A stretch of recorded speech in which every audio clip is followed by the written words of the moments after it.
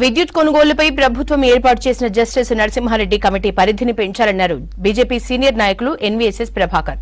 అధికారులనే కాకుండా రాజకీయ నాయకుల్ని సైతం విచారణకు పిలవాలన్నారు.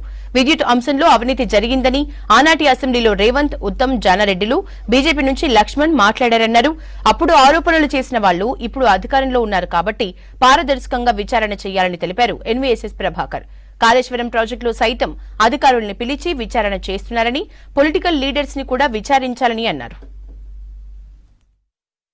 పవర్ పర్చేజ్ సంబంధించినటువంటి విషయంలో జస్టిస్ నరసింహారెడ్డి గారు విచారణ సంఘం జరుగుతూ ఉంది. నేను ప్రత్యేకంగా వారిని కోరుతా ఉన్నా, మరో వారం రోజుల పాటు గడువు పొడిగించాలని చెప్పని నేను విజ్ఞప్తి చేస్తా ఉన్నా. ఈ అగ్రిమెంట్స్ లో అక్రమాలు జరిగినాయని, ముడుపులు చేతులు మారినాయని చెప్పని అప్పటి గౌరవ శాసనసభ్యుడు రేవంత్ రెడ్డి గారు మాట్లాడారు శాసనసభలో, జానారెడ్డి గారు ప్రతిపక్ష నాయకుడు మాట్లాడారు అప్పటి శాసనసభలో, ఉత్తమ్ కుమార్ రెడ్డి గారు కూడా అప్పుడు శాసనసభలో ఈ అంశాన్ని ప్రస్తావించారు.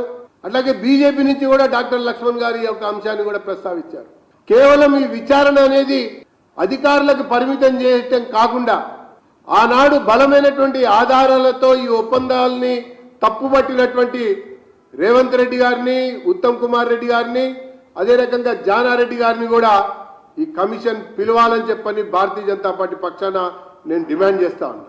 అందుకు ఒక వారం రోజులు గడువు కూడా పెంచాలని చెప్పని కూడా నేను కోరుతా ఉన్నా. ఈ సందర్భంలో కాళేశ్వరంలో కూడా అంతే విచారణ జరుగుతూ ఉంది.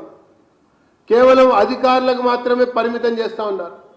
ప్రస్తుతం ఉన్నటువంటి అధికారులు, గతంలో నిర్ణయాలు చేసినటువంటి అధికారులు సమర్థించుకోక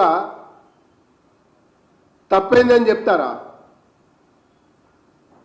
కాబట్టి విచారణ సంఘానికి సంబంధించినటువంటి విషయంలో కాస్త పరిధిని విస్తరించాలి. ఆనాడు ఆరోపణలు చేసినటువంటి వ్యక్తుల్ని, రాజకీయ నాయకుల్ని